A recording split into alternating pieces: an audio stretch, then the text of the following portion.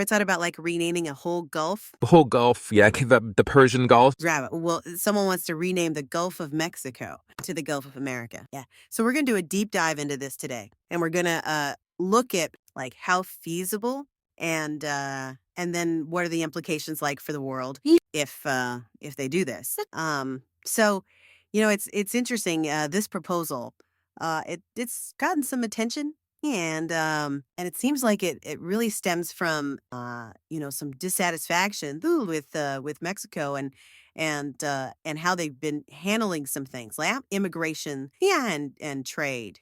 So what do you make of all that? Well, it's interesting because it is a symbolic gesture, right? And tying that to these political issues. But renaming the Gulf isn't just like changing your business name. It's not just a simple rebranding exercise. Yeah, you're talking about, altering maps, your textbooks, and official documents. Like, it has these ripple effects. Yeah, so it's more than just a symbol. It's a lot of practical stuff. Yeah. So tell me, like, how does this renaming stuff even work? There's like a process.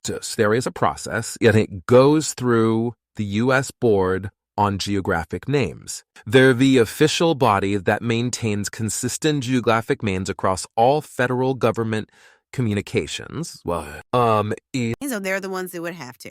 Anyone had to go there through that. That would approve it. Yeah. Okay, and so they don't just like flip a coin. No, they look at established naming policies.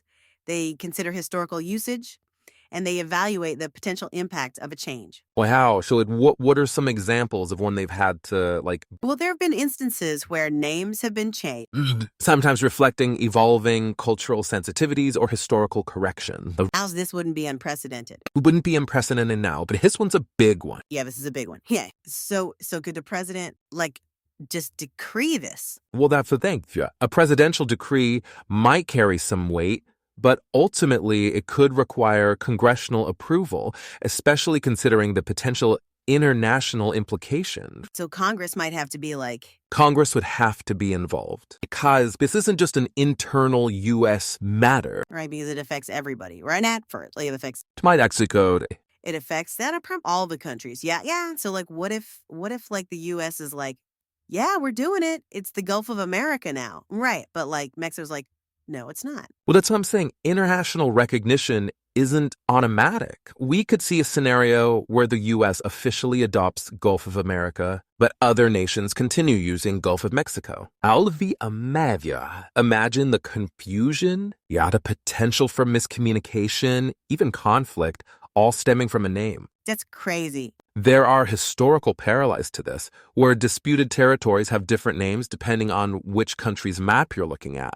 Oh, wow. So this has happened before. It's happening. Yeah, lying with places on like... Here we go, yeah. Yeah, so like, are people even like on board with this? Oh, that's another thing. Yes, a very hot topic, a very politically charged issue. Yeah, there's a contingent who view this as a powerful statement, a way to assert American influence. On the other hand, many fear as a provocative move, potentially damaging to U.S.-Mexico relations. So it could really things were ethical tension. Yeah, and then what about other places in the West? What if they start doing that? What precedent would it set for renaming other geographic features based solely on political disagreements? So this is a lot more than just renaming a Gulf. This is a lot more than just renaming it. Oh yeah. So we've got like a proposal that might not even work. A lot of hurdles to overcome. Yeah, a lot of hurdles. And then even if it did work, it could cause a lot of problems. Wow. So what do you think? Like, how do you think this is all going to play out? Well, that's the big question, isn't it? How would it affect the relationship between the U.S. and Mexico in the long run?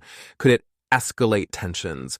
What message would it send to the rest of the world? It really makes you think, is that about like the power of names and like how it affects the whole world? In global relation? Yeah. So as you're listening to this, think about like, could this become the new norm to rename stuff because you don't like... There was someone to do any fun player of this agreement, yeah. And like, what would that do to how countries go on? A very interesting question. A lot to coop there. Yeah, definitely a lot to consider. All right, well, thanks for joining us for this deep dive. And we'll be back next time with a new topic.